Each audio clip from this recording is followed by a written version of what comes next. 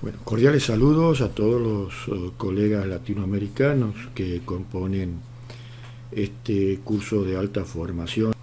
Voy a darles en este módulo principios procesales esenciales desde el plano constitucional y basados específicamente en lo que es la construcción del debido proceso penal o el due process of law, como dicen los americanos, que han sido quienes han construido mucha doctrina en la cual han tomado la mayoría de los tribunales, altas cortes en Latinoamérica y tribunales constitucionales, sobre la elaboración que ha hecho la Suprema Corte de Justicia de ese país del norte. Pero básicamente también aclararles que es un complemento muy vinculado a lo que ha sido el módulo 2, que lo han brindado el profesor Briceño Chávez de Colombia junto con el profesor de Argentina Juan Carlos Estorniolo. Nada más que desde aquí, desde este módulo, vamos a darle otra mirada, otra dimensión que va a ir enfocada a lo que es la realidad latinoamericana respecto a la adecuación del proceso penal a lo que son estos principios rectores que deben primar en todo juicio, en todo procedimiento en la cual se ejerce la persecución penal por parte del Estado. Y lo digo de este modo porque voy a decirlo con todas las letras, el proceso jurisdiccional en Argentina en general está en crisis, como que también está en crisis sobre todo lo que es el proceso penal. ¿Y esto por qué?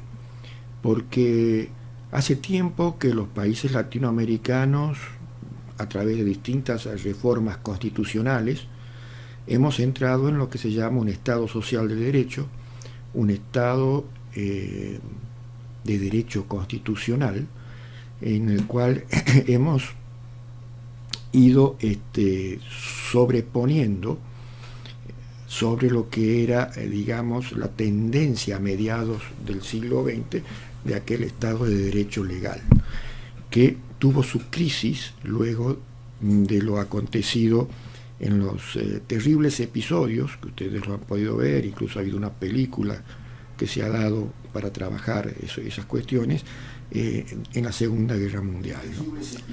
Donde se ha en cierto modo arrasado con el concepto de la dignidad humana y por lo tanto vemos que ha habido una fuerte reacción que ha hecho que pasemos de este Estado de derecho legal, donde el principio de legalidad, el derecho era equiparado a la ley, lo que no era contemplado dentro de la normativa legal vigente de la ley propiamente dicha, no era derecho, era cuestiones de moral que está totalmente dividida la moral del derecho. Esto ha cambiado desde que se ha querido proteger la dignidad humana para evitar que vuelvan a pasar esos episodios de calamidades, de avasallamientos, de derechos contra la humanidad, de agredir la humanidad misma, dentro de la concepción que ha sido bien explicada por los colegas antes mencionados, y que ha dado nacimiento también a los tribunales internacionales y a los sistemas internacionales de protección de derechos humanos. Y la base de todo esto, tanto en el Estado de Derecho Legal como en el Estado de Derecho Constitucional, donde la Constitución se ha erigido como la piedra basal y que toda la construcción procesal tiene que ser en orden a que se vuelvan efectivos esas disposiciones constitucionales, sobre todo aquellas en las cuales se protege la dignidad humana y que se traduce en lo que son las garantías instituidas dentro del concepto de las que están reconocidas expresamente en la Constitución como derechos fundamentales y aquellas, aunque no estén expresamente reconocidas por las constituciones políticas, sí lo están dentro de lo que son aquellos derechos implícitos que hace al contexto de lo que es el Corpus Iure Internacional de los Derechos Humanos, sustentado por la comunidad internacional, y que la mayoría de los estados latinoamericanos, si no todos, en cierto modo han adherido, se han obligado en base a sus procedimientos constitucionales y en ejercicio de su soberanía, hacerlos observar y respetar dentro de cada uno de sus países para todas aquellas personas que están sujetas a su jurisdicción. ¿Y por qué vamos a hablar del debido proceso legal y la preocupación de la crisis que está pasando en Latinoamérica? Porque no es nada desconocido por todos ustedes una preocupante tendencia que hay en nuestros países, como si en cierto modo este avance y esta reacción que hubo después de los tristes episodios en Europa del genocidio y de los tristes episodios que nos tocó vivir en la década del 60, 70 y 80 en América Latina con dictaduras militares y desapariciones forzosas, se estaría olvidando nuevamente esos aconteceres y estaría apareciendo discursos que podríamos decir de tipo draconianos y hasta en cierto modo cavernarios, ¿no?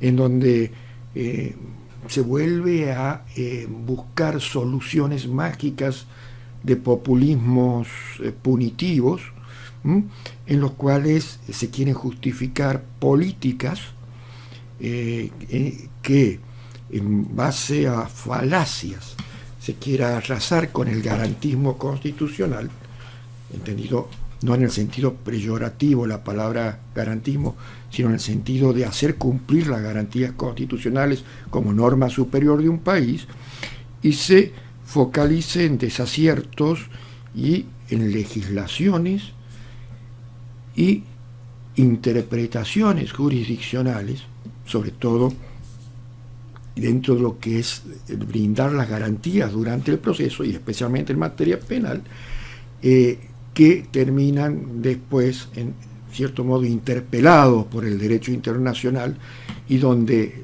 la producción de sus más de 300 casos contenciosos resueltos por la Corte Interamericana, básicamente el 85% son condenas de responsabilidad internacional por violación de estas garantías del debido proceso legal, la cual se encuentra especialmente contemplada dentro del artículo 8 de la Convención Americana sobre Derechos Humanos y también el artículo 25 sobre la tutela judicial efectiva, ¿no?, que forma parte de este conjunto de garantizar, digamos, las herramientas procesales del derecho como medio para obtener los fines constitucionales de protección. Pero antes de seguir avanzando con esta temática, vamos a ver qué tenemos que entender por debido proceso penal, por el due process of law, que dicen los anglosajones, sobre todo de la doctrina de la Suprema Corte de los Estados Unidos, ¿no?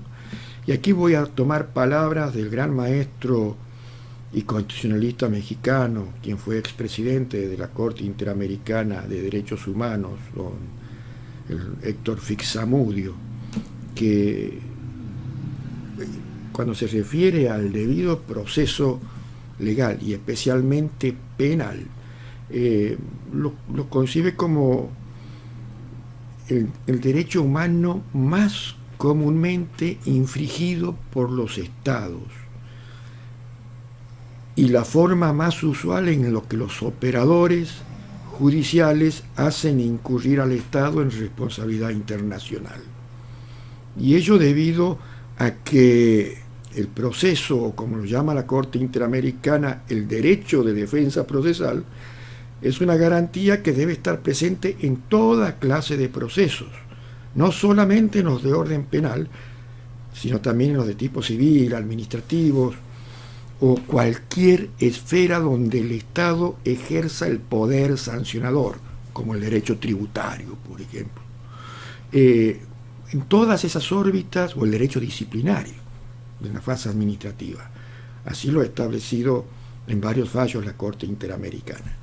Estas garantías deben ser aplicadas en todo proceso donde el Estado haya o ejerza el poder persecutorio, el poder sancionador.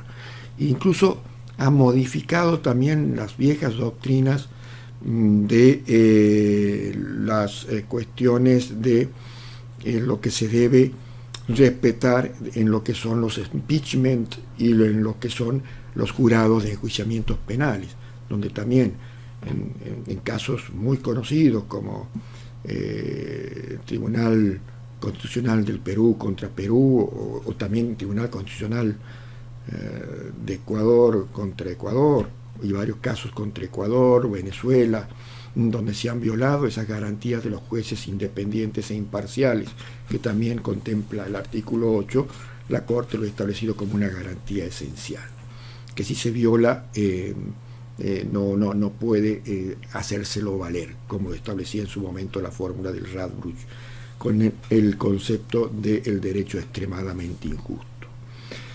Y obviamente genera la responsabilidad internacional del Estado. También se afirma como modo lógico que el proceso penal es el medio por el cual se investigan hechos delictivos. Eso lo sabemos todo. Y que para garantizar el resultado del mismo y su acervo probatorio se permite establecer algunas restricciones a la libertad.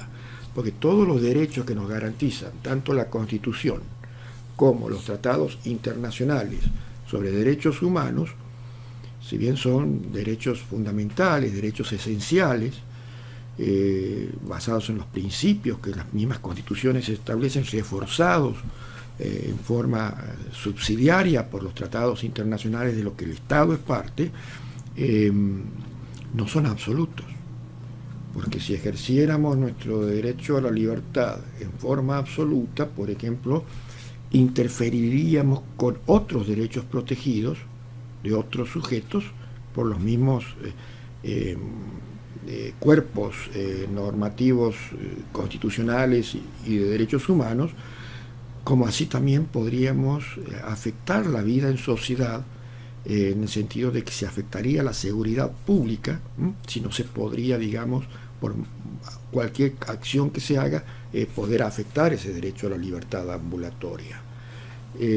Y eso lo está establecido en la misma Convención Americana, en la segunda parte de su artículo 32, donde dicen que los derechos reconocidos por esta convención van a ser limitados por los derechos de los demás, por la seguridad general, el orden público, y por las justas exigencias de bien común de una sociedad democrática, dice el artículo 32. Es decir, los derechos no son absolutos, se les puede establecer límites, restricciones. Lo que no se le puede establecer a esos derechos son supresiones o aniquilación. ¿Y eso qué quiere decir? Que se los puede suspender temporalmente, como también lo prevé el artículo 27 en los estados de excepción, pero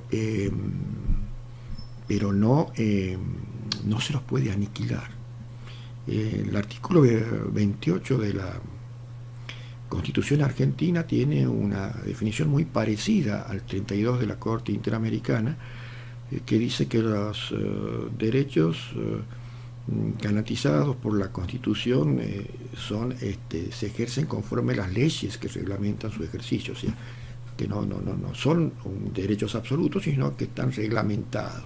Y esa reglamentación implica una restricción, pero a su vez esa restricción tendrá que restringirlo en la medida de que sea debidamente motivada y debidamente establecida por las leyes, de qué modo se deben restringir, y eso dentro del marco de la razonabilidad, de la proporcionalidad, que es otro elemento esencial que va a marcar también todos los límites de las funciones procesales, sobre todo en materia persecutoria. Y decíamos que también la Convención Americana o el Pacto de San José establece estos límites, pero también establece límites a los límites que pone el Estado, porque el Estado no lo puede hacer en forma arbitraria y discrecional, sino que también para poder restringir derechos debe hacerle conforme a los procedimientos legales a través de una ley, como dice el artículo 30, y una ley conforme a lo que está establecido en la Constitución política con los mecanismos de ley y además aprobadas dentro del marco de adecuación que establece el artículo 1.1 y 2 de la Convención Americana respecto a la obligación de darle efecto útil al tratado, es decir, que el tratado no sea letra muerta, sino que tenga efectividad de aplicación en cada uno de los países que lo han suscrito, adherido y ratificado. Bien, entonces tenemos que, para garantizar el resultado de estas investigaciones, porque aquí hay que buscar también un equilibrio racional entre lo que es el bien jurídico protegido por las normas penales que restringen estos derechos a la libertad ambulatoria y también las garantías que tiene que tener ese imputado para que la sentencia que se dicte, si es que corresponde aplicarle una medida o una sanción, sea legal y sea legítima. No solamente legal, sino también legítima, en el sentido que se han respetado todas las garantías, por lo tanto esa sentencia va a ser válida y no va a afectar ninguno de los derechos, ni constitucionales ni convencionales. Y eso tiene que estar, esos límites, previamente establecidos por la ley, y teniendo siempre en mente el respeto al derecho a la libertad, a partir del principio de presunción de inocencia. Ese principio es un principio básico, es el norte de todo el derecho penal. Y si es de todo el derecho penal sustancial, obviamente que lo es para el derecho penal formal, que es el derecho procesal. Por eso, todo lo que vamos a ver a partir de este módulo en adelante, donde básicamente ya se comienza con las técnicas de litigación, de nada sirven si estas garantías o estos principios no son respetados durante la sustanciación del proceso. Y ahora en esta primera clase vamos a ver en líneas generales de cuáles son esos derechos que se tratan en líneas generales, y también vamos a ver algunas peligrosas tendencias que se dan en los sistemas judiciales latinoamericanos, que ponen en riesgo este orden constitucional y convencional que debe ser la base, el sustento de toda la construcción en orden a la obligación de adecuación y la interpretación conforme que debe surgir por parte de los operadores judiciales, no solamente de los jueces, sino también de la actuación de los fiscales, porque los fiscales no solamente acusan, sino que principalmente su función es ejercer el control de legalidad. Y el control de legalidad en la actualidad, en la esfera de un derecho, de un Estado de derecho constitucional y convencional, no solamente es aplicar la ley, sino también velar que esa ley que aplique esté conforme a la Constitución y a los tratados de derechos humanos. Entonces, ese es el verdadero principio de legalidad que hoy debe ejercerse en toda la esfera de los estados que se consideran estados y sociedad democrática, conforme lo ha definido la comunidad internacional. Bien, porque esto también tiene una conexión. Podemos decir que un Estado es democrático, que tiene constitución, pero como decía el gran maestro Karl Lowenstein, las constituciones, dentro de sus clasificaciones que han venido ordinarias, como pétreas, escritas, rígidas, no rígidas, flexibles, etcétera, etcétera, ha dado una gran clasificación que habla de constituciones nominales, perdón, normativas, nominales y semánticas, ¿no? Y cuando hablaba de constituciones nominales, estaba toda esta clasificación realizada en orden a lo que es la realidad constitucional. Una constitución es normativa si la norma de la Constitución está modulada o en sintonía con la realidad de aplicación dentro del sistema jurídico de ese país que es regido por esa Constitución. Entonces la Constitución es letra viva, que eso quiere decir que la Constitución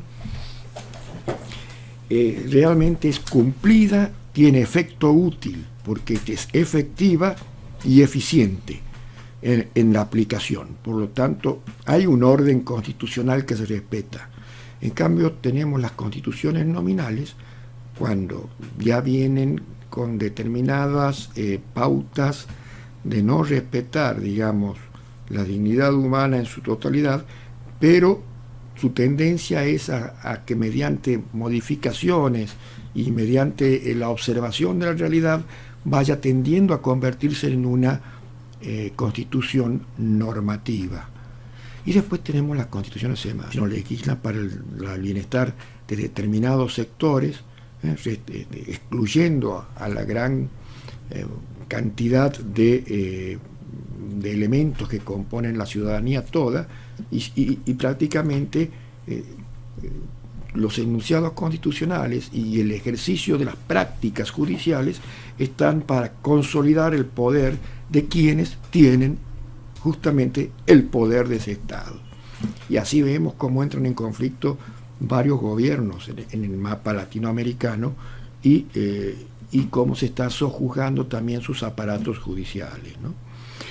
Y esto hoy es común escuchar el término, por ejemplo, del lawfare. El lawfare es una desfiguración del orden procesal y el orden legal, en los cuales prácticamente se acuña el abuso de las leyes y los sistemas judiciales para perseguir fines estratégicos políticos. Es decir, la justicia para consolidar cuestiones políticas donde se busque resultados políticos y no la realización de la justicia, no la realización del derecho. No sé hasta qué punto, pero pasa en Argentina, donde hay un juez federal que está investigando determinadas conexiones para persecución de escuchas ilegales y de todo lo demás hacia partidos opositores. Se han conocido también preocupantes videos de todo lo que ha sido el proceso del expresidente Lula, que tendrá que investigarse la certeza que hay de esos videos, videos más que videos, audios, como que había habido un complot judicial o forzando procedimientos, forzando pautas de operación de procesos penales. Vemos también prácticamente lo que pasa en Venezuela, que también se denuncian persecuciones a opositores políticos, lo que ha sido en Perú, todo el debate que se ha generado a partir de la muerte del expresidente Alan García, también vinculado a persecuciones penales fiscales, más allá de lo cierto o no de los hechos en que se acusaban, sino por los procedimientos empleados. Entonces vemos la importancia que tiene el respeto del debido proceso legal, sobre todo en materia penal. ¿Y cuál es la finalidad que tienen estos procesos, ¿no? Un proceso jurisdiccional en general es un mecanismo idóneo para la resolución de los conflictos que tiene la sociedad, que tiene la población, y otorga las herramientas eficaces para proteger esos intereses de las partes, garantizando esos principios de debido proceso.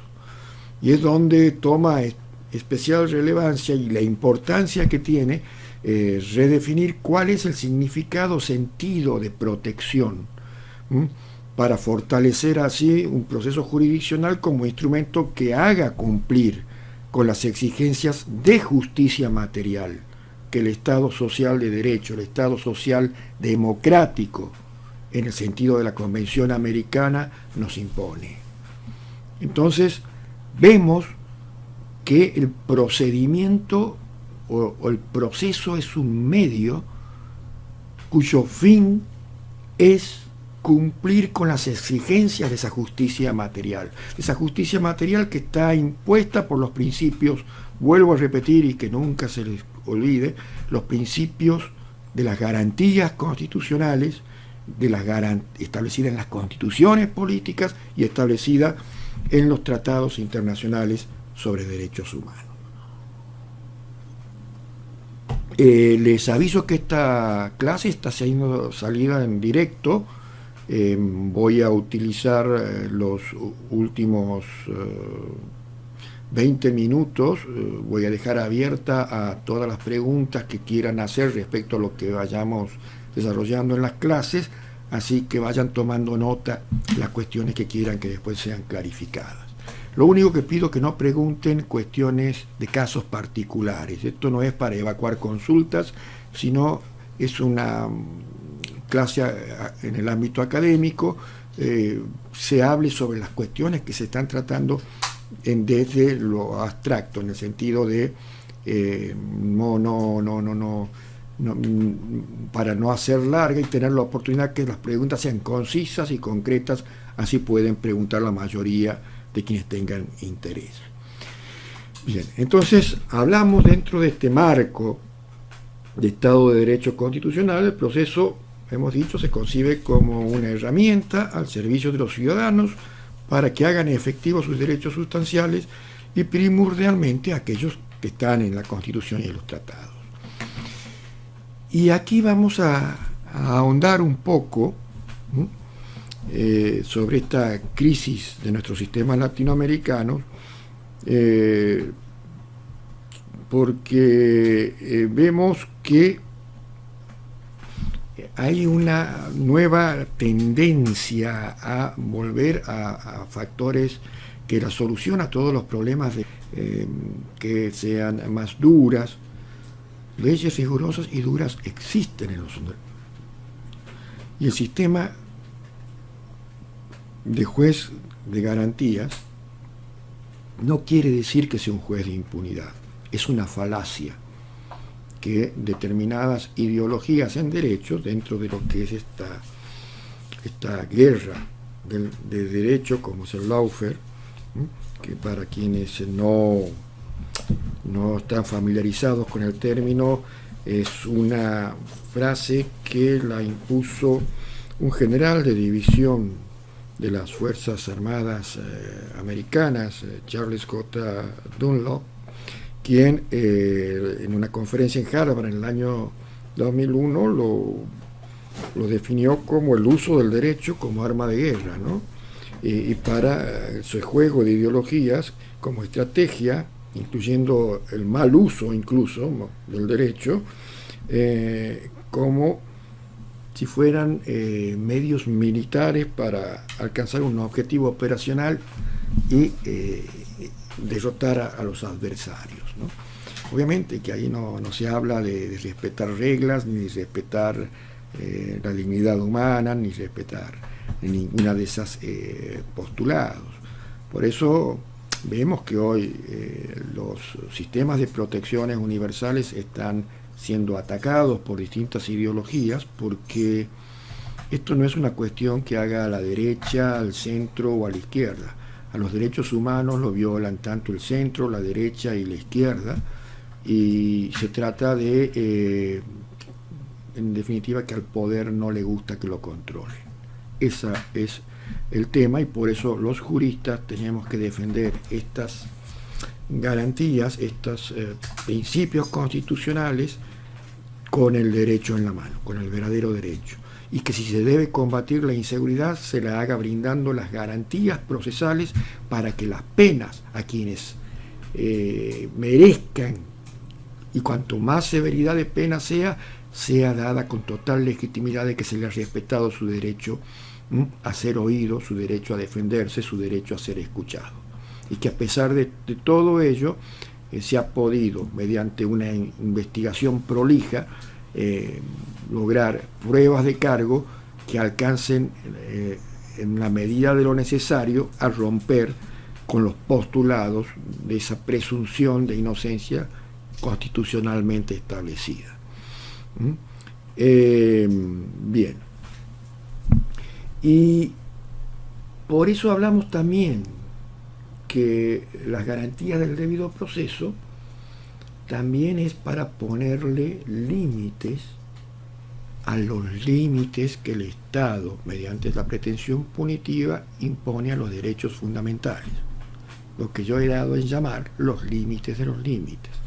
Y ya de la vieja doctrina procesal penal, como lo reconocía, por ejemplo, Vincenzo Mancini, el viejo tratado de derecho procesal italiano, hablaba que la finalidad específica del derecho penal es la de obtener, mediante la intervención de un juez, la declaración de certeza positiva o negativa del fundamento de la pretensión punitiva derivada de un delito. Pretensión que la hace valer por el Estado, en el caso de un sistema acusatorio, el Ministerio Público Fiscal, ¿no? Y esto no es que el poder que ejerce el Estado es ilimitado, sino que está dentro de determinadas limitaciones que se imponen también ese poder punitivo, como lo decíamos, y se basan en fundamentos políticos que por lo general lo ha puesto como exigencia el Estado de Derecho constitucional, frente a otras ocasiones en las que el fundamento utilizado para marcar es funcional. Entonces tenemos exigencias de fundamento político y exigencias de tipo funcional. Las primeras se basan en la necesidad de respetarse el orden impuesto por la Constitución y los tratados. Y la segunda, la funcional, se basa en la necesidad del derecho penal para proteger los bienes jurídicos más preciados, que también son garantías que están establecidas en la Constitución y los tratados. Por lo tanto, todos los principios que pretenden limitar el ius punendi derivan de esos dos fundamentos, ¿no? Los límites políticos, sobre todo generados por las garantías instituidas en la Constitución y el poder constituyente, que van a direccionar como mandatos de optimización, decía Robert Alexi, a las normas infralegales, tanto de derecho de fondo como de derecho procesal, y a los poderes constituidos a la hora de aplicarlas, ¿no? Adecuando su contenido a esos principios optimizadores constitucionales, bajo pena de que, si se los transgrede, puede quedar todo invalidado. Y sabemos bien que cuando se invalida alguna causa penal, prácticamente implica la absolución del acusado, porque muchas veces, debido a las circunstancias, no puede ser útil el reenvío debido al principio ne bis in idem, porque se estaría volviendo a juzgar algo que ha sido juzgado mal, pero que a la vez ya ha sido juzgado, y podría interpelarse con esa otra garantía constitucional.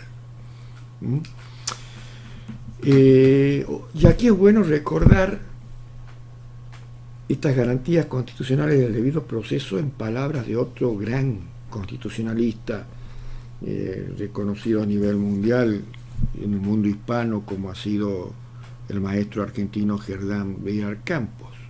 Esto es consecuencia, como decía Vidal Campos, que la doctrina de la supremacía constitucional exige para su eficacia la existencia de un sistema garantista que apunte a la defensa de la Constitución y al control amplio de constitucionalidad.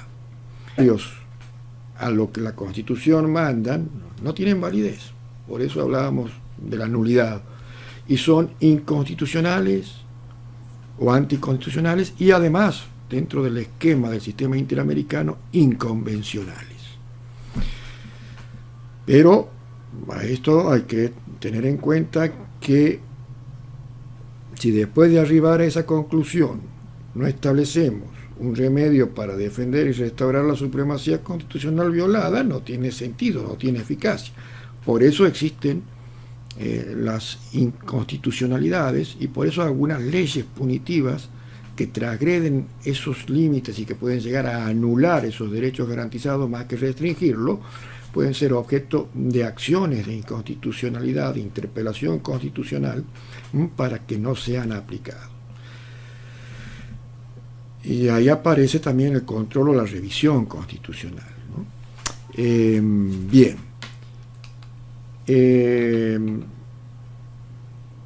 Y también se genera ese deber de interpretación conforme. O sea, ese mandato no está solamente dado para el legislador, que va a dictar la norma procesal penal, sino también la de fondo, y que siempre tiene que hacerla dentro de lo que es el marco de la interpretación conforme.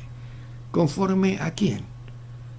Y en todos nuestros países, conforme a nuestra constitución política y conforme a los tratados de que nuestros estados son parte y lo han ratificado y se han obligado internacionalmente, ¿no? Por eso tiene que guardar una conformidad esas normas, y cuando el operador jurídico vea que no guarda esa conformidad, especialmente el juez, abstenerse de aplicarlas, porque es su obligación dentro de lo que es el control de constitucionalidad y de convencionalidad de oficio, como lo tienen en varios países. Y no solamente tiene que no aplicarla y hacer un control de convencionalidad y constitucional el Poder Judicial, sino también todos los órganos del Estado. Bueno, y aquí vamos a hablar de lo que es muy importante tener en cuenta, porque si hablamos de la conformidad de estos principios, garantías y derechos reconocidos por la Constitución y que no pueden alterar, digamos, las leyes inferiores, los enunciados de esos principios constitucionales, ¿cuál es el marco de control de esos test?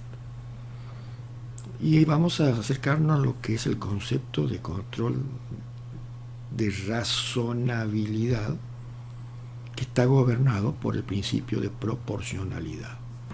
Porque si vamos a hablar de proceso penal y de la aplicación de normas penales sustantivas a través del proceso, obviamente tenemos que dominar, y sobre todo quienes van a controlar esas garantías, que son los jueces primordialmente del sistema, y especialmente los fiscales, en segundo término, porque los fiscales, vuelvo a decir, no solamente acusan, sino que su función primordial es hacer un control de legalidad constitucional y legal.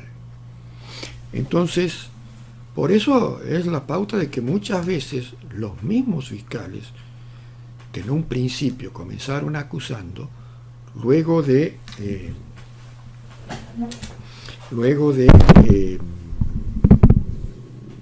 sustanciar todo el juicio oral y ver que sus pruebas de cargo no han podido doblegar ese principio de inocencia o las pruebas que se producen durante el debate demuestran que su orientación acusadora ha sido equivocada o errónea, son la misma parte acusadora la que pide la absolución del imputado, más allá de su defensa técnica.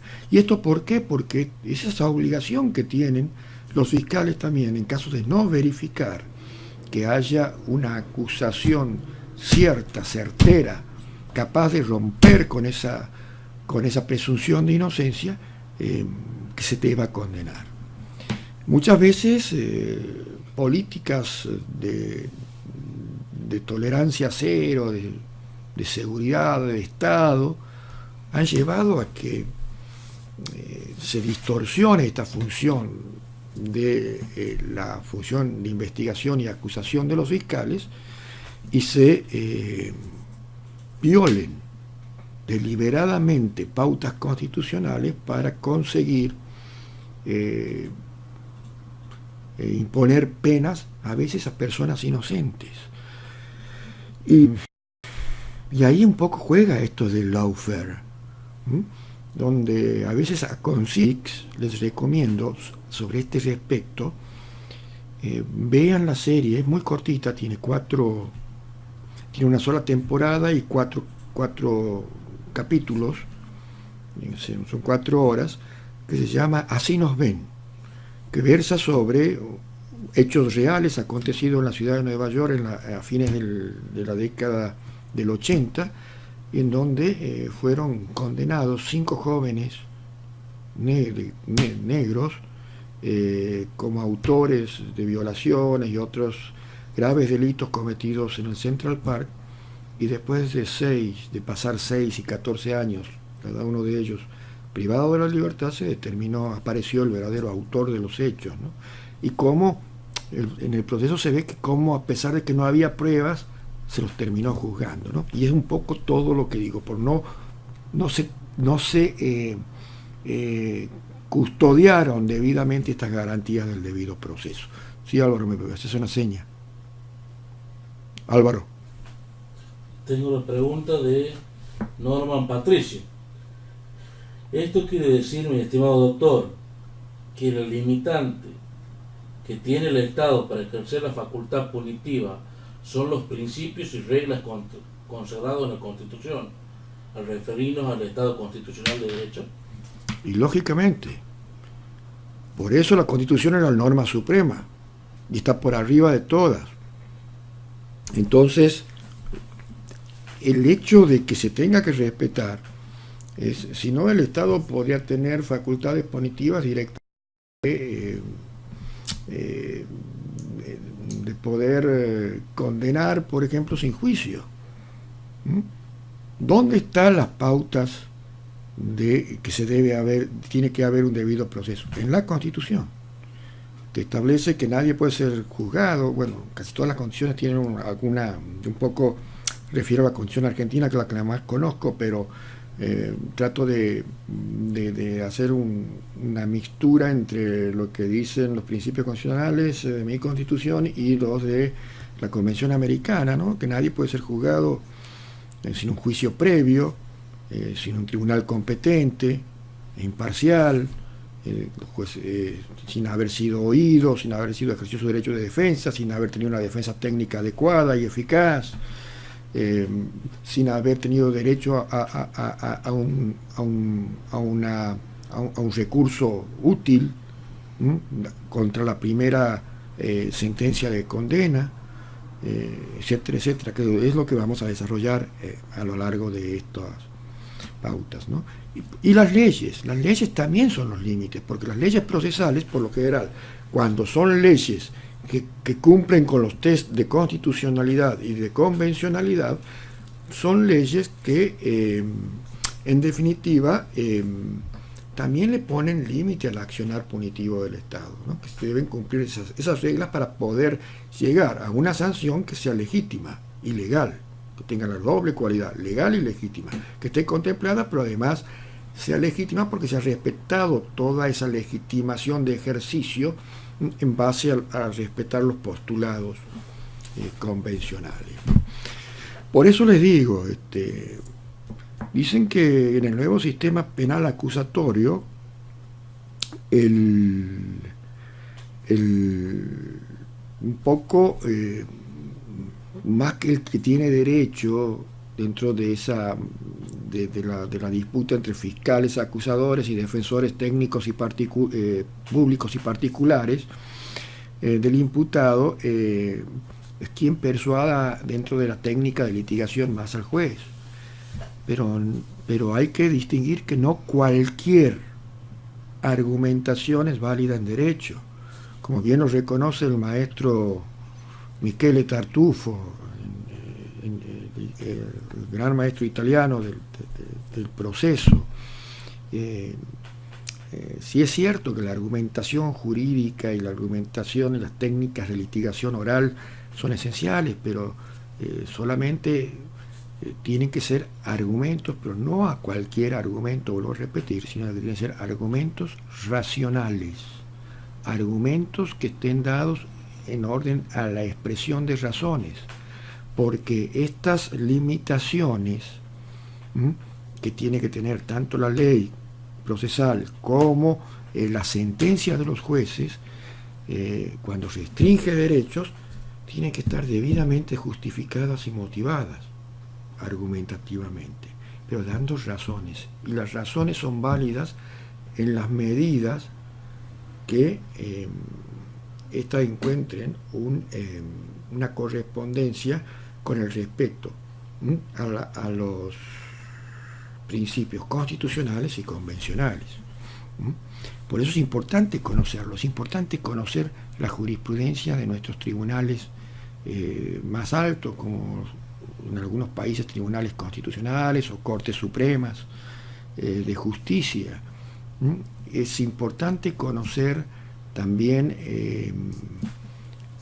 la jurisprudencia en cuanto a las garantías procesales y a la tutela judicial efectiva, la rica jurisprudencia que ha elaborado la Corte Interamericana de Derechos Humanos, ya sea en casos contenciosos o dentro de su competencia consultiva. Sí, Álvaro. Pregunta, ¿son compatibles el principio de legalidad y la analogía? La analogía no está permitida en derecho penal. No se puede resolver con analogías en el derecho penal, porque en derecho penal estamos dentro de lo que es la órbita de derecho penal de acto y no de autor. Por lo tanto, si aplicamos analogía, quiere decir que estamos desconociendo la tipología. Y no hay, digamos, una consagración que respete el orden constitucional de ley anterior, del hecho del proceso, donde se tipifique cuál es la figura, cuál es la prohibición, que si se la infringe va a ser merecedora de sanción. Porque si aplicamos cuestiones analógicas, nadie va a estar seguro de que está permitido y que no. Entonces la analogía es muy complicada. Algunos códigos no actuales, ¿no? Pero anteriores la admitían, ¿no? Pero después han sido interpelados por inconstitucionales, porque aquí es una contradicción hablar de tipología y de analogía. Las analogías tienen que ser concretas y certeras, y deben ser debidamente justificada su aplicación a la congruencia de los hechos dentro del marco contextual en que se ha conformado el delito. Por eso yo soy de opinión categóricamente que la analogía es inaplicable en derecho penal.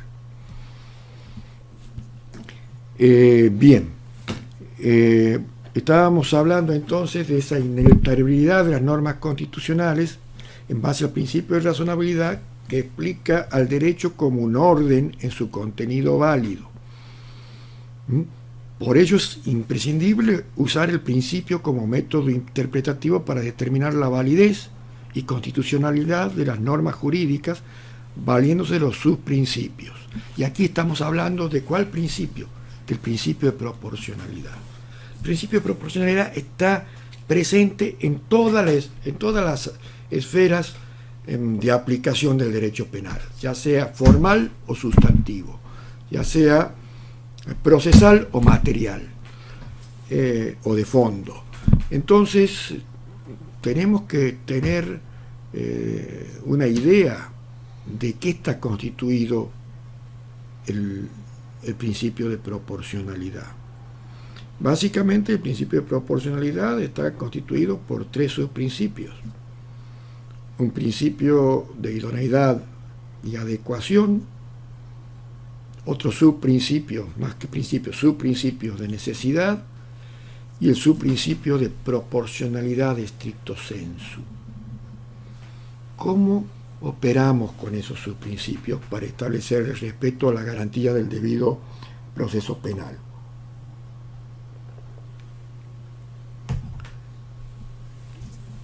Porque cuando se va a restringir derechos, obviamente se restringen y no se los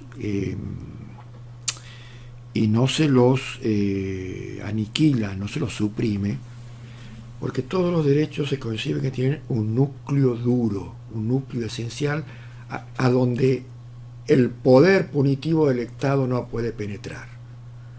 Hasta ahí es el límite que se puede restringir. Pero eso tiene que ser restringido de modo proporcional. No voy a aplicar penas ni medidas cautelares durante el proceso que sean mucho más gravosas de lo que realmente es necesario en esa restricción. Porque aunque no nos acerquemos a ese núcleo esencial o núcleo duro del derecho, si esa medida que se tome sea como medida temporaria, cautelar, como podemos hablar, la típica, que es la prisión preventiva en el proceso penal, o la pena en cuanto a la cuantía de la pena que se toma al final del proceso, si es desproporcionada también es inconstitucional e inconvencional. Y por eso hay que respetar estos tres subprincipios. ¿Qué nos dice el principio de idoneidad y adecuación? El principio de idoneidad y adecuación es buscar dentro de estas herramientas procesales y herramientas de la tipología penal de fondo aquellas normas o la aplicación de aquellos procedimientos que sean lo más idóneos y adecuados para que estas restricciones sean lo más equilibradas, lo más proporcionadas posibles. Entonces tienen que ser medidas que reúnan estas características, pero además también dentro del sistema ponderativo establecer que es necesario la aplicación de esta medida restrictiva al derecho fundamental, en este caso la libertad ambulatoria. ¿Y por qué? Porque existen razones justificatorias que obviamente van a verificar que no hay otra forma de que no se altere esas justas exigencias de bien común, ese orden público que hace a la seguridad nacional, si no se las aplica. Pero a su vez también debe verificarse el tercer subprincipio de la proporcionalidad en estricto sensu, que tiene que haber una justificación que en cierto modo demuestre que a mayor protección que quiera darle ese bien jurídico protegido que ha sido agredido y que necesita protección por parte del Estado, proporcionalmente y a la vez produzca la menor restricción de esa libertad que va a tener que ser afectada, desplazándosela y no anulándosela, porque no le anulo a esa persona infractora ese derecho a la libertad, sino que le restringo. Y esa restricción se puede reflejar en una suspensión transitoria. Por eso hoy por hoy están interpeladas las prisiones perpetuas efectivas, así que van a ser presos y no van a salir hasta el día que se muera, porque si hoy por hoy ya dentro de lo que es la comunidad internacional y los fallos tanto de la Corte Interamericana, incluso en varios cortes y tribunales constitucionales de América, se han establecido la inconstitucionalidad de aquellas penas, no que se llamen perpetuas, pero que siempre tengan una posibilidad de libertad condicional antes de que esta persona pueda fallecer dentro de su periodo normal de vida, sino aquellas que sean perpetuas efectivas, es decir, que la pena se cumpla y que solamente pueda salir de la privación de la libertad de un establecimiento penitenciario en caso de producirse su fallecimiento. Entonces ahí estamos viendo cómo juega ese principio de razonabilidad y de proporcionalidad en un ejemplo vinculado al quedado, pero que puede ser aplicado en cada una de las medidas que pueden ser puestas, como tanto para beneficios como para establecer restricciones y penas, ¿no? También puede haber una desproporción en el beneficio de aquella persona infractora, que también debe ser sojuzgada bajo el principio de razonabilidad y el principio de proporcionalidad que les vengo comentando. Bien, esto también ha sido preocupación de organismos multilaterales como la Organización de Estados Americanos, a través de la Comisión Interamericana de Derechos Humanos, que es la encargada de monitorizar la aplicación del Pacto de San José y otros tratados de derechos humanos regionales de OEA, quien, por ejemplo, ha considerado que en América Latina hay una desproporción, se viola estos principios de razonabilidad y este principio de proporcionalidad y de razonabilidad en la aplicación de medidas cautelares traducidas en prisiones preventivas, que hay un exceso de prisiones preventivas y en la actividad sobre todo de aquellos que deben velar por la legalidad, como el Ministerio Público Fiscal, pero que a su vez tienen el poder persecutorio del Estado, y a veces los jueces de control y garantías tienen roles que no se compadecen con roles de control y garantía, sino más bien se compadecen con roles de todo lo contrario, ¿no? Sí, Álvaro, te escucho. Profesor, le saluda Dalton Moreira Robbins. Si me permite una pregunta. Sí. ¿En cuánto afecta a los principios y a toda la sociedad cuando existe una incongruencia entre la norma jerárquica y la ley penal? Cuando se refiere a norma jerárquica se está refiriendo a la norma constitucional. Bueno, entiendo que sí, habla de la jerarquía normativa, y dentro de esa jerarquía normativa la ley suprema es la Constitución. Obviamente que si hay incongruencia, no hay adecuación, es lo que se venía marcando. Entonces esa norma va a ser inconstitucional o inconvencional, porque si por ejemplo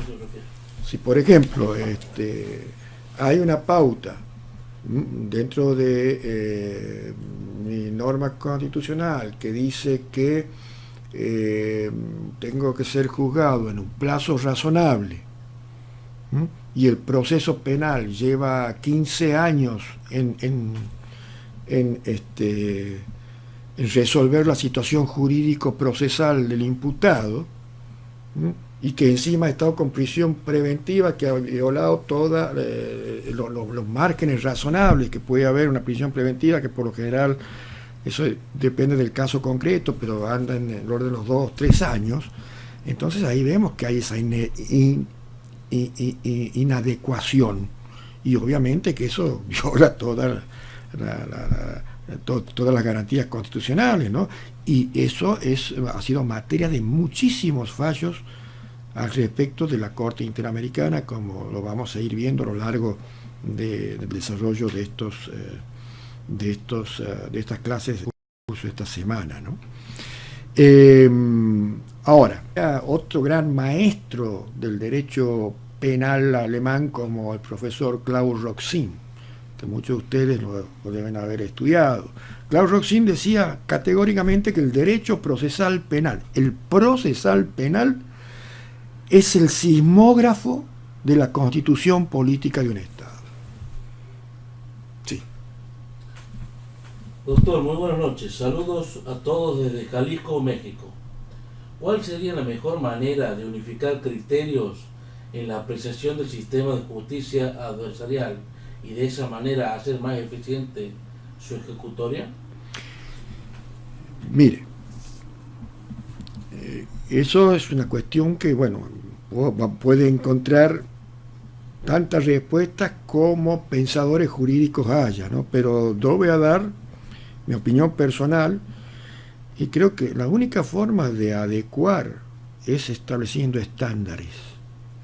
Estándares que los establecen básicamente las altas cortes, ya sean regionales. Por ejemplo, aquí en la Argentina somos 24 cortes y superiores tribunales de provincia, que somos la instancia superior de toda la justicia ordinaria, porque aquí somos federales. En la Argentina tenemos, igual que en México, una justicia federal y una justicia estaudal, vamos a llamarle así, que es la provincial, como en Estados Unidos. Todo lo que es orden de la justicia provincial, la justicia ordinaria, que no sea justicia de excepción federal, los máximos tribunales son los tribunales provinciales. Y solamente las sentencias de los tribunales provinciales, como el que yo integro, pueden ser objeto de un recurso extraordinario federal de inconstitucionalidad ante la Corte Suprema de Justicia de la Nación, que es muy estrecho para su admisibilidad. Prácticamente las causas terminan en lo que son ese tribunal aquí en la provincia de Santiago del Estero, ¿no? Sobre todo delitos penales comunes, que no sean federales. Entonces, creo que las doctrinas que formamos los tribunales de mayor jerarquía, o las cortes nacionales o tribunales constitucionales, y sobre todo la jurisprudencia que hacen los tribunales internacionales de derechos humanos, o los comités, por ejemplo, los estándares que fijan los comités en la órbita del Alto Comisionado para las Naciones Unidas, en sus observaciones generales y observaciones individuales por países sobre la situación de derechos humanos. Por ejemplo, el Comité de la Tortura, que fija estándares, o de Justicia Penal Juvenil, que fija el Comité de los Derechos de Niños y Niñas, dentro de lo que son también algunos soft law, como además de los hard law, de las sentencias de estos tribunales o estos comités, soft law, como son determinadas reglas, ¿no? Por ejemplo, las reglas, aquellas reglas de Bangkok sobre las mujeres privadas de la libertad, o las reglas de Tokio para las personas privadas con la libertad, las reglas de Beijing, de Riad para menores, etcétera, etcétera, ¿no? Van generando estándares que en cierto modo deben ser observados y que a veces en la práctica se los menciona, incluso sentencias los mencionan a tratados, pactos, principios constitucionales, pero hacen una interpretación totalmente inadecuada, que no admite el mínimo test de constitucionalidad o de convencionalidad, ¿no? Por eso es muy importante la formación de los operadores jurídicos. Por eso los felicito que ustedes estén aquí, y lo primero que les pido es que todo lo que yo les diga déjenlo sujeto a verificación y a discusión, ¿no? El espíritu crítico es lo que hace crecer el derecho, pero siempre en base a estos estándares que establecen los organismos que la comunidad internacional lo ha considerado como que son los auténticos intérpretes de estos principios. Como así en los países, los tribunales más altos son los auténticos intérpretes del contenido constitucional. Hughes, uno de los grandes jueces que tuvo la Suprema Corte de Estados Unidos, decía en una frase célebre en la década del 20 que estamos bajo Constitución, y la Constitución es lo que la Suprema Corte dice que es, más allá de lo que nosotros podamos leer o interpretar de la lectura del texto constitucional, ¿no? Pero a su vez otro gran justice norteamericano que fue también fiscal de los juicios de Nuremberg, Robert Howard Jackson, en la década del 50, lo plasmó en una sentencia que nosotros, la Suprema Corte, no tenemos la última palabra porque seamos infalibles, y que solo somos infalibles porque tenemos la última palabra. Como diciendo, si habría un tribunal por sobre nosotros, por sobre la Corte de Estados Unidos, capaz que esa infalibilidad sería a pique, porque cambiaría la interpretación que le daría, ¿no? Esa es la discusión. ¿Quién es el dueño? Y ya les voy a poner también como lectura complementaria un artículo de mi autoría sobre la razonabilidad. ¿Quién es el dueño de la razonabilidad? Porque a veces la Constitución se interpreta, o estas garantías constitucionales tienen una interpretación conforme los paradigmas de los jueces que integran un determinado cuerpo colegiado de alta justicia. Y así va cambiando los precedentes, van variando los precedentes, que a veces parecen que nuestros tribunales máximos tienen unas idas y vueltas, a diferencia de lo que pasa, por ejemplo, con la Suprema Corte de Estados Unidos, que ellos tienen el stare decisis, que quiere decir las decisiones estables, porque allá el common law, acuérdense en que las decisiones de la Corte no solamente son sentencias que resuelven la causa individual, sino que también son verdaderos textos legislativos que son verdaderos creadores del derecho dentro de lo que es el sistema del common law. Es un sistema no codificado en su mayoría. Entonces, todas estas cuestiones van a incidir, obviamente. Por eso las discusiones de derechos son esenciales, ¿no? Y les decía que Klaus Roxin decía que el derecho procesal penal es el sismógrafo de la constitución política del Estado. ¿Y esto por qué lo decía? Porque en la medida de que veamos cómo es el proceso en cada sistema jurídico de cada país, vamos a ver si ese sistema procesal responde a lo que es la finalidad constitucional que se pretendía con el debido proceso, vinculado un poco a lo que decía Karl Lowenstein con las constituciones normativas, nominales y semánticas, ¿no? Bien, había una pregunta, Álvaro. Tengo una pregunta. Sí. La inaplicación del principio para privación de la libertad se torna inconstitucional y no convencional. ¿Conoce un caso de la CIDH, de la Comisión de la Corte, sería, al respecto, que señale el principio de razonabilidad y proporcionalidad? Sí, todos los casos son en la cual vamos a ver, si quieren saber bien un caso de un poder sancionador que no es penal, pero donde se habla muy bien de cómo debe ser la restricción a un derecho humano, el caso por excelencia que yo cito porque habla de motivación, de razonabilidad y todo lo demás con mayor abundancia, es el caso López Mendoza versus Venezuela, que es la sanción que le imponen a un candidato político en Venezuela y no lo dejan participar de un acto electoral. Es un poco un poder sancionador administrativo dentro de la fase electoral, pero aplicable también en derecho penal, ¿no? Todo el tema de la motivación. Pero después casos penales, sí, ya vamos a nombrar varios en el transcurso del... Cuando se solicita una medida cautelar sin presentar arraigos, a pesar de que la Fiscalía no lo solicita, el juez dentro de su margen de razonabilidad pudiera, bueno, no tiene signo de puntuación. Así que interpretación esto no se puede. Ajá. Bueno, a ver, léelo, a ver si lo logro descifrar. Cuando se solicita una medida cautelar sin presentar arraigos, a pesar de que Fiscalía no lo solicita, el juez dentro de su margen de razonabilidad podría admitirlo. Y puede admitirla si tiene los elementos.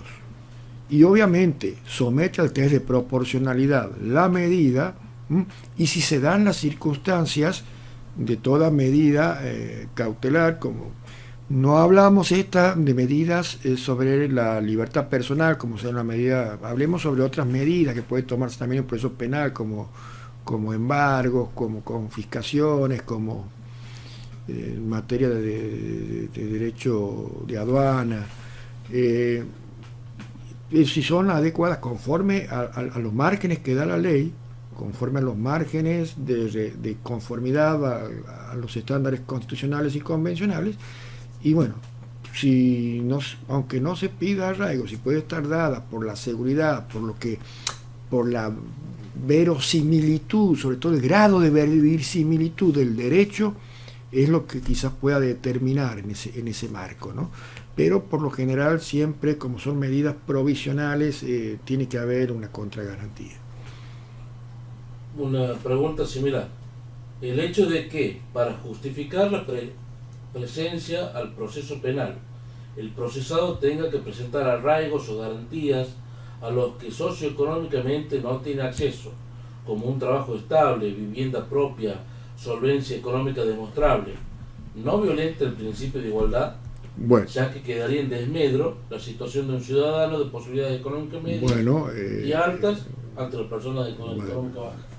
aquí obviamente esas medidas de arraigo, si son reales, garantías reales, como hablas así de tener propiedades o dinero, tiene que ser en proporción a los ingresos de la persona. Ahí está el principio de proporcionalidad. Y en caso de que sea una persona indigente, bueno, para eso están las garantías personales, ¿no? de los abogados, que pueden, aquí en la Argentina, por ejemplo, pueden dar la fianza personal de los abogados, que hasta asumen ese compromiso, porque si no, obviamente, entonces, en cierto modo, imponerle una fianza desproporcionada, en caso de que corresponda, en cierto modo decirle no te quiero dar la libertad que te corresponde, porque sé que no la vas a poder cumplir. Sería medio una hipocresía, ¿no? ¿Hay algún requisito para solicitar el arraigo?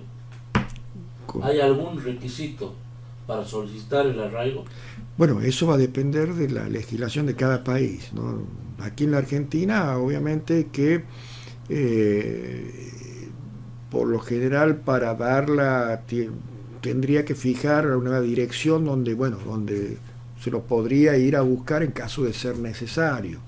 La falta de arraigo a veces puede ser motivo, pero por sí sola la falta de arraigo, la ley procesal no.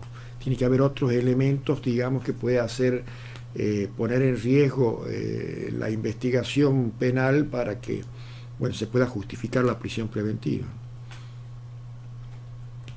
¿Seguimos? Bien, entonces, haciendo un replanteo de lo que venimos hablando, las garantías constitucionales del proceso penal deben entenderse entonces como un cúmulo de principios, derechos y libertades fundamentales reconocidos por la Constitución, sentido amplio, y por los tratados internacionales que tienen por finalidad otorgar al imputado un marco de seguridad jurídica y en última instancia mantener un equilibrio entre la llamada búsqueda de lo que vamos a decir es la verdad material de los derechos fundamentales de ese imputado, ¿no?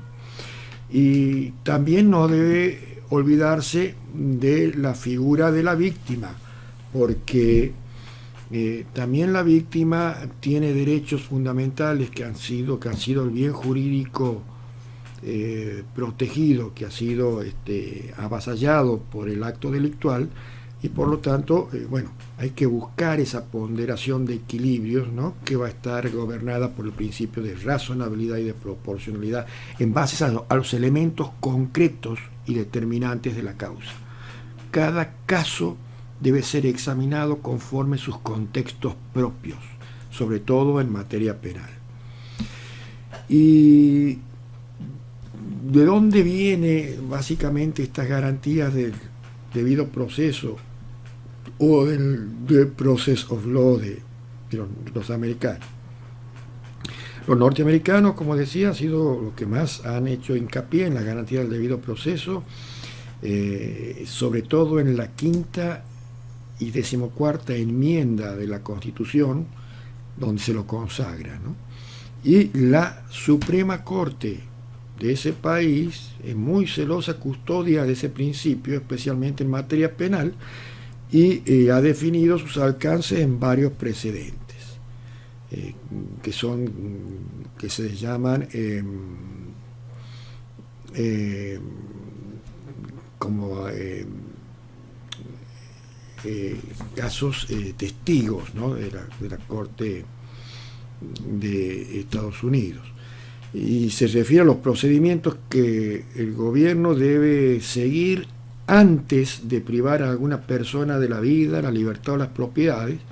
Y el ejemplo clásico es la famosa notificación que se le da a los que van a ser detenidos,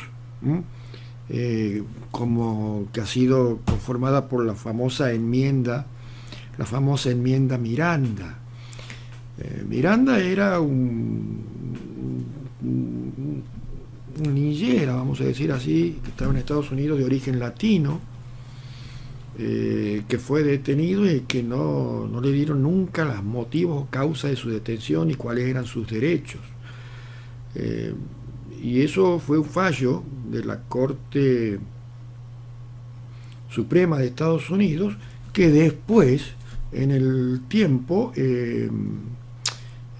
produjo una enmienda constitucional, y hoy cualquier detención en Estados Unidos, si no se le dice los derechos en el momento del arresto, es nula. Directamente corresponde dejarlo en libertad a la persona que se ha pretendido detener, ¿no? Y también gira en relación a lo adecuado de la razón del gobierno para tomar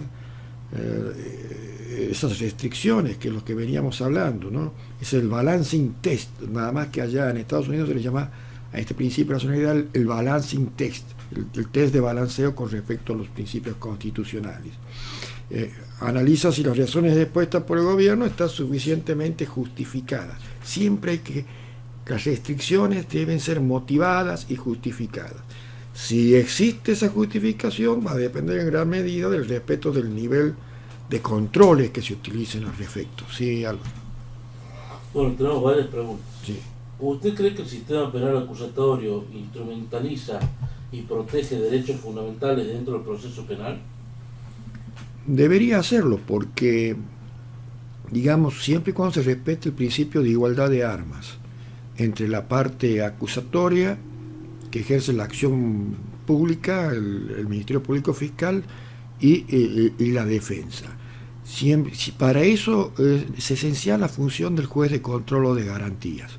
Si el juez de control o de garantías realmente cumple la función de un juez competente, pero fundamentalmente independiente e imparcial, que exige el artículo 8 de la Convención Americana sobre Derechos Humanos, en ese caso sí, porque en cuanto a alguna de las partes quiera, sobre todo la parte acusatoria, quiera exceder ese poder punitivo, ese poder procesal, o abusar de sus facultades procesales por ser un órgano estatal persecutorio, entonces el juez está para establecer esas limitaciones, que no deberían dejar, digamos, otorgar esas peticiones que estarían, digamos,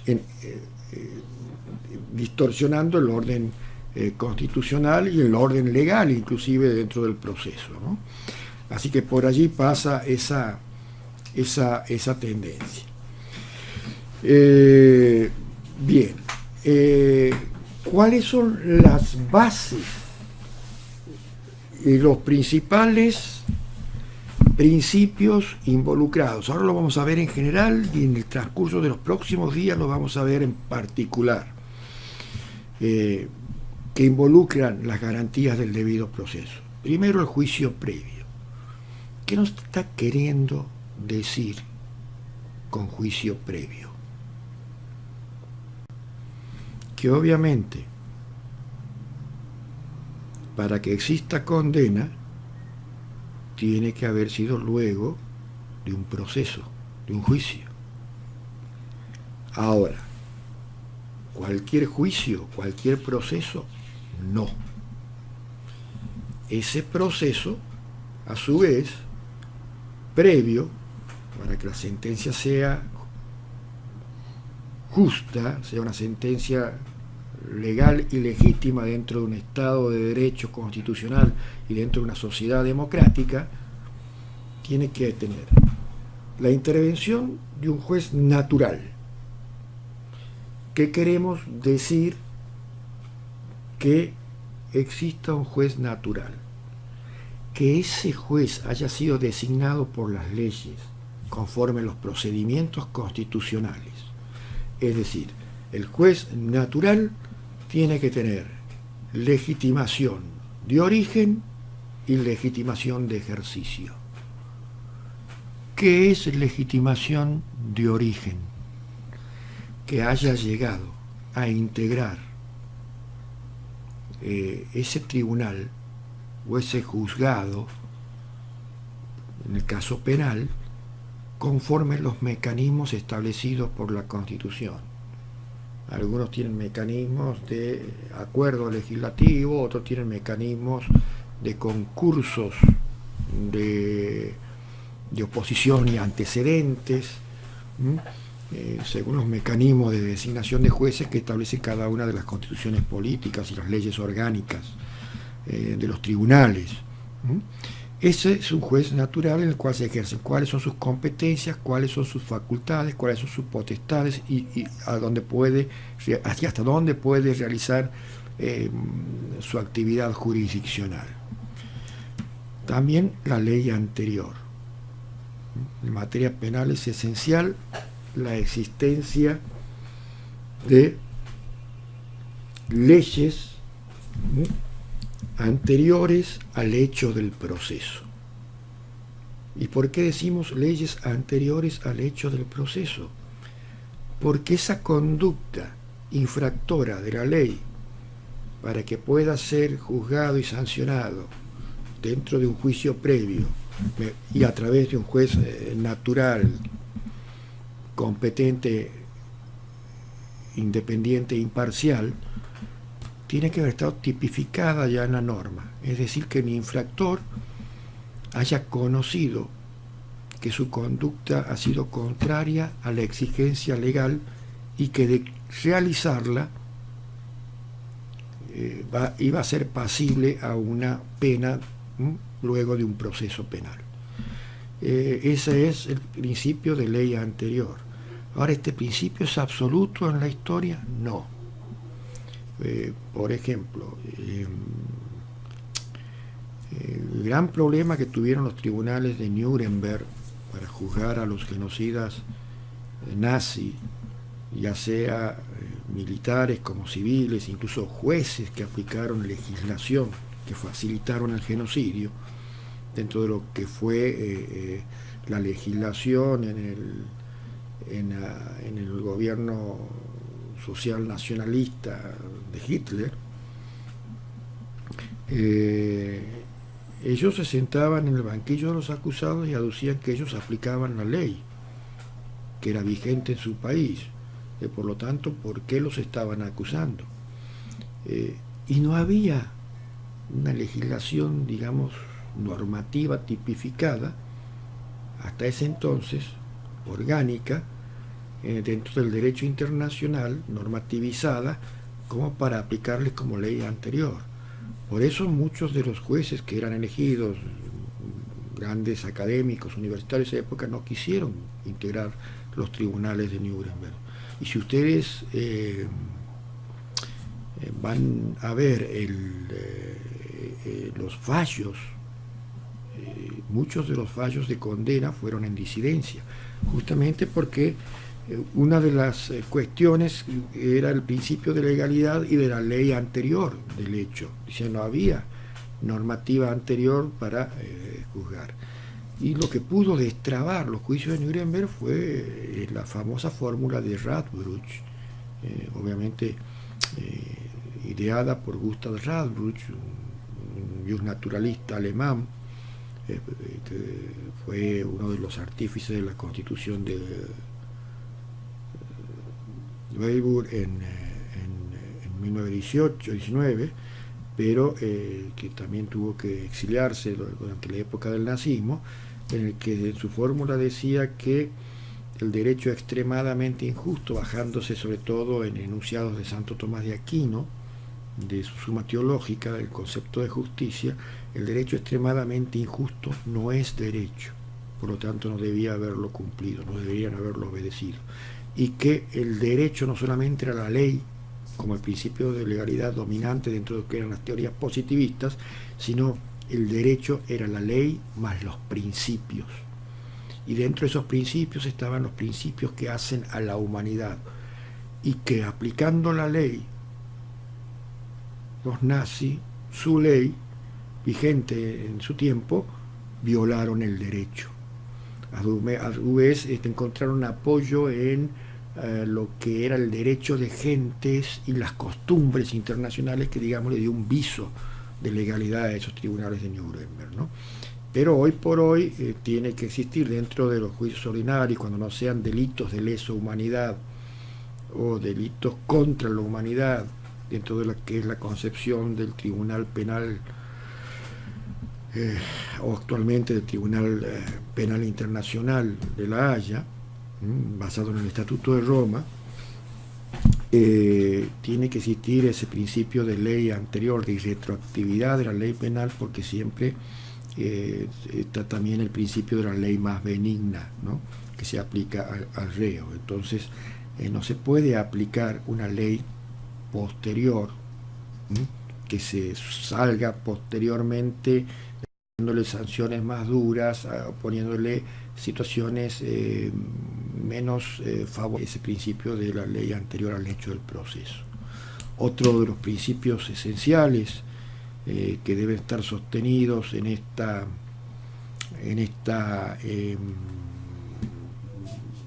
visión general de las garantías del debido proceso es la inviolabilidad de la defensa en juicio.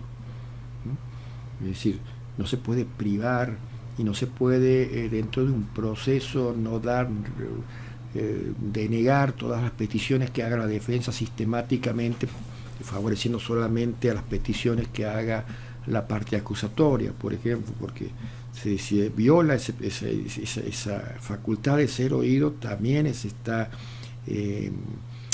alterando y volviendo ilegítimo ese proceso.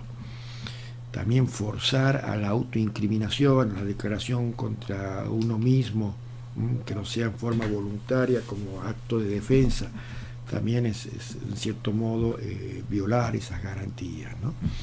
Y aquí empezamos a ver que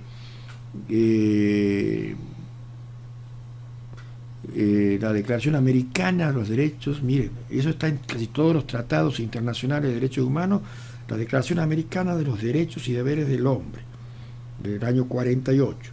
Toda persona gozará de la garantía de concurrir a los tribunales para hacer valer sus derechos y a disponer de un procedimiento sencillo y breve que ampare contra actos de autoridad que violen sus derechos. Artículo 8.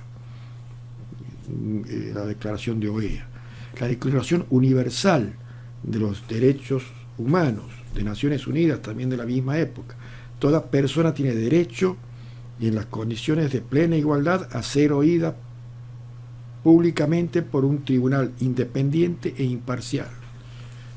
Artículo 10. El Pacto Internacional de los Derechos Civiles y Políticos de Naciones Unidas determina que todas las personas son iguales ante los tribunales, teniendo derecho a ser oídas públicamente con las debidas garantías por un tribunal competente, independiente e imparcial, estableciendo tanto de manera penal como civil. Incorpora, a diferencia de los anteriores, la publicidad de los procesos y las excepciones en casos sensibles para esa publicidad, como por ejemplo cuando intervienen menores, derechos de grupos vulnerables, etc. Y después la Convención Americana de Derechos Humanos, el artículo 8, estableció también el derecho al debido proceso, que encuentra su previsión más amplia y por ello se prioriza en sistemizar los estándares que derivan del sistema interamericano de protección de derechos humanos de OEA, porque nosotros pertenecemos a ese sistema interamericano, toda Latinoamérica, en su mayoría, salvo aquellos países que en cierto modo han denunciado el como el caso de Venezuela. Pero quedan asimismo bajo la órbita de la Comisión Interamericana porque siguen perteneciendo, pertenecían, ¿no? Por eso también es un país que, bueno, no están garantizadas de este modo por la comunidad internacional en casos de que los sistemas internos no garanticen estos derechos fundamentales. Tengo un montón de preguntas. Bueno, estamos en la última media hora, es que tiene un montón de preguntas, vamos a ir a las preguntas antes de seguir avanzando. Bueno. Dictando la medida cautelar de prisión preventiva para la condición prófugo, ¿cabe revocar la orden de prisión preventiva pese a que se encuentre prófugo? Y no, porque en cierto modo justamente existe una de las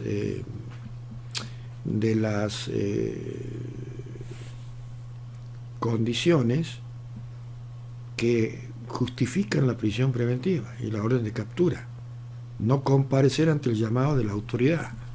Entonces ahí sí hay una justificación a priori de que es necesaria para que se cumpla con la ley que comparezca, proceder a su detención. Y obviamente una de las cuestiones que justifican la aplicación de la prisión preventiva es el peligro de fuga. En cierto modo, si bien no es técnicamente un peligro de fuga, porque no se ha fugado, sino directamente está prófugo, la situación es muy particular, porque de algún modo el juez tiene que traerlo, o la jurisdicción tiene que traerlo para su comparencia, ¿no?, a ese proceso. En Ecuador, por más que se presente arraigo personal, Fiscalía insiste en la prisión preventiva. ¿No se está violando el principio de inocencia? Bueno, en casi todos lados las fiscalías justamente habrá que ver cada caso particular, o sea, no puedo hablar por todos los casos, pero en principio en toda Latinoamérica se está violando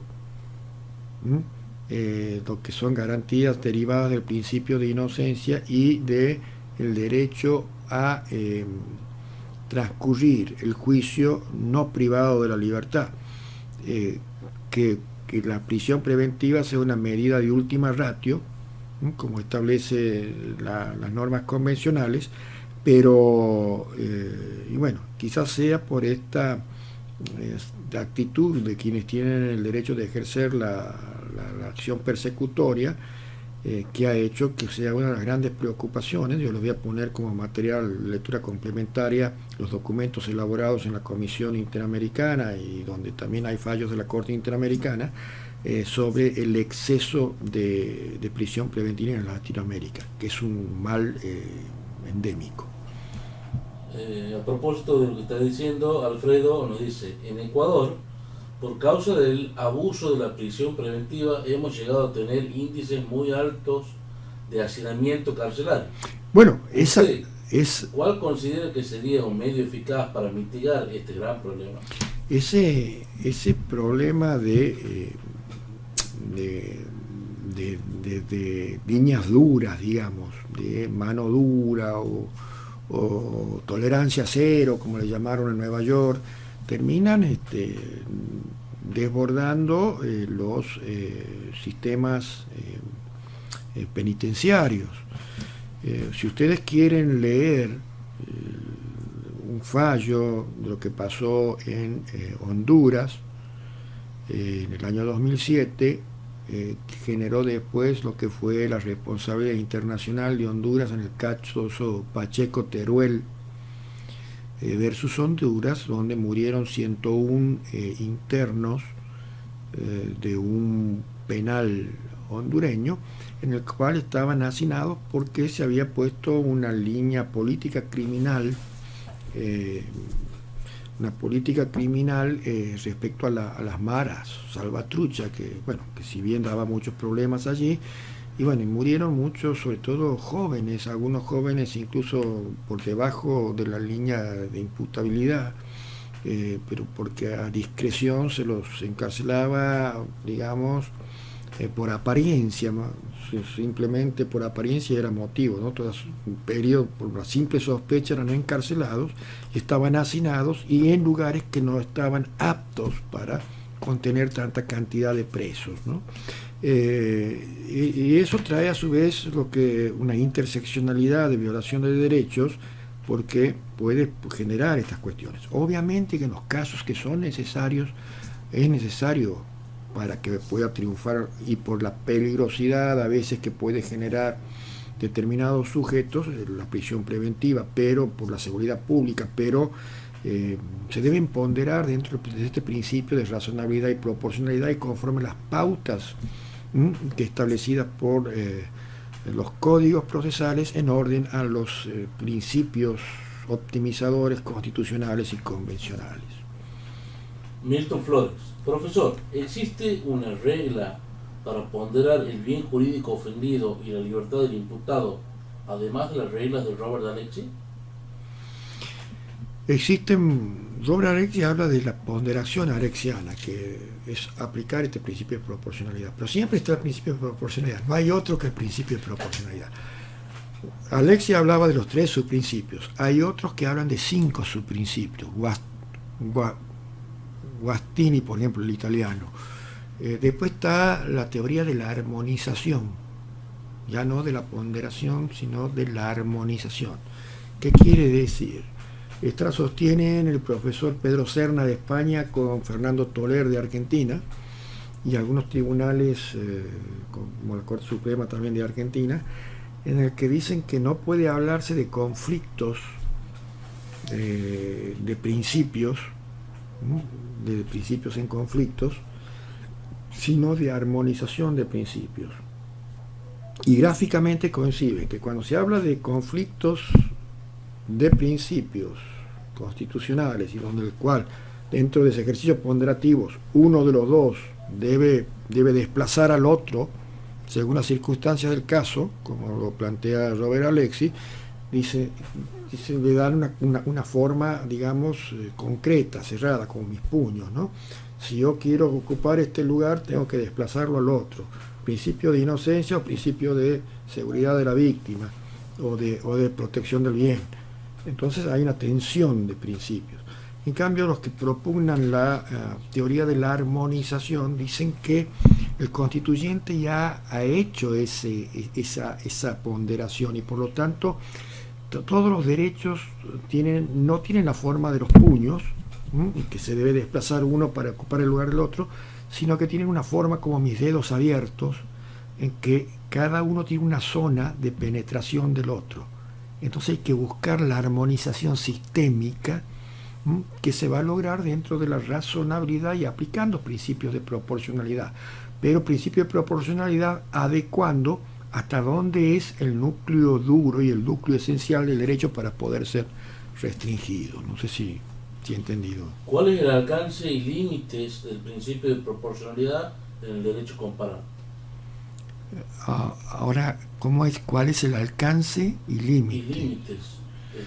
Es que el principio de proporcionalidad va a ser determinado por el caso concreto. El alcance y límite lo va a determinar la causística propia de cada caso. No hay una determinación en abstracto. Una pregunta, estimado doctor. ¿La prisión preventiva en la Declaración de los Derechos Humanos se debe aplicar en todos los países?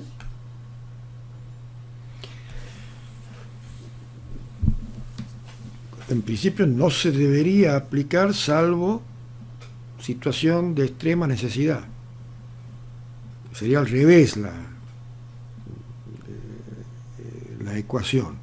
Es decir, la prisión preventiva es una medida, digamos, de última ratio, porque el principio es una medida de excepción. El principio es que las personas pasen el proceso en base al principio de inocencia, dentro de esa contemplación del principio de inocencia. La prisión preventiva es una medida asegurativa. Y aquí en la Argentina, constitucionalmente, se la justifica dentro de lo que se conoce como eh, el principio de afianzar la justicia, por ejemplo, y en la mayoría de las constituciones. Al afianzar la justicia, para poder lograr ese afianzamiento de justicia y el éxito de la asociación penal, hay determinadas situaciones que en base a la utilización de la razonabilidad y del principio de proporcionalidad obligan a que esa persona no pueda gozar de la libertad porque no va a permitir que se afiance la justicia y va a generar un obstáculo en el avance de la investigación y de la causa y del proceso penal. Va a obstaculizar o va a entorpecer, ya sea amedrentando testigos, ya sea profugándose, ya sea haciendo desaparecer pruebas relevantes por su posición o situación en que se encuentre. Entonces, en esos casos se justifican, pero por eso hay que ver la causística de cada caso y, en principio, no debería abusarse del uso de la prisión preventiva, que es lo que nos están pidiendo organismos como la Comisión Interamericana y la Corte Interamericana de Derechos Humanos. Miguel Alcibar, saludos desde Ecuador. Para pedir una medida alternativa a la prisión preventiva, se debe justificar varios parámetros, entre ellos el arraigo laboral. Se puede justificar con el registro único de contribuyentes de un negocio en particular, tomando en consideración que para administrar un negocio no es obligatoria la presencia del titular del negocio. Y bueno, eso tendrá que evaluar cada juez en cada caso, ¿no? Eso habría que verlo y habrá que ver qué tipo de delitos también se trata. Por eso le digo, la causística es esencial para la determinación de todas estas cuestiones. Pero fundamentalmente hay que tener en cuenta que esas garantías tienen que ir dentro de ese contexto en que se comete el delito y de qué manera, cuáles son los peligros procesales que puede generar de esa persona estar en libertad durante el proceso, en cuanto a la interferencia o a obstaculizar o a impedir el desarrollo de la investigación del proceso, ya, conforme las causas que yo he dado de que puede amedrentar testigos, destruir pruebas, etcétera, etcétera, ¿no?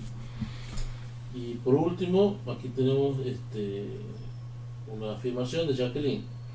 Estoy de acuerdo en que la detención para efectos investigativos en una suspensión provisional del derecho a la libertad, pero considero que si posteriormente se establece que es inocente, esto quiere decir que esa detención no reunía las condiciones necesarias para ejecutarla. Por tanto, se violentó el principio de inocencia y se causó un perjuicio al detenido. Bueno, está el artículo 10 de la Convención Americana que habla del error judicial, pero muchas veces ese principio de inocencia se demuestra después de profundizar la investigación, de reunir los testimonios, del debate, del juicio, y hasta ese momento no aparecen elementos que puedan desvirtuar la verisimilitud que, digamos, justificaría una prisión preventiva. Porque si el Estado tendría que tener cuidado en todas esas, tendría que renunciar en cierto modo a ejercer la acción punitiva y el aseguramiento de los procesos, ¿no? Por eso hay que ver también lo que pasa en cada caso. El error judicial que realmente pueda generar esa reparación que establece el artículo 10 de la Convención Americana es aquel que, una vez que se determina la inocencia de la persona, la absolución de la persona, que no sea por el principio de la duda, porque si hay el principio de la duda siempre va a haber una duda de que podría haber sido, aunque también hay elementos fuertes de que no es, pero existió la posibilidad. Pero en el caso que se lo absuelva libre de culpa y cargo, en sentido total, en ese caso habrá que ver qué pasaba al momento de la aplicación, cómo eran la situación contextual existente y qué elementos estaban reunidos al momento de la orden de la detención preventiva, ¿no?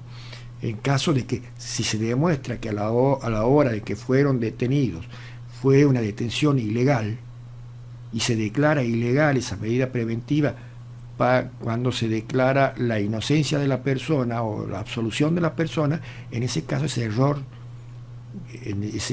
judicial es indemnizable por los perjuicios que ha causado.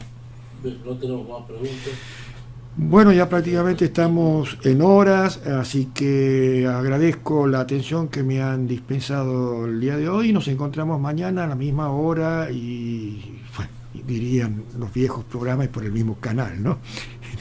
Les agradezco su compañía y espero les haya satisfecho la clase de hoy. Muchas gracias y buenas noches.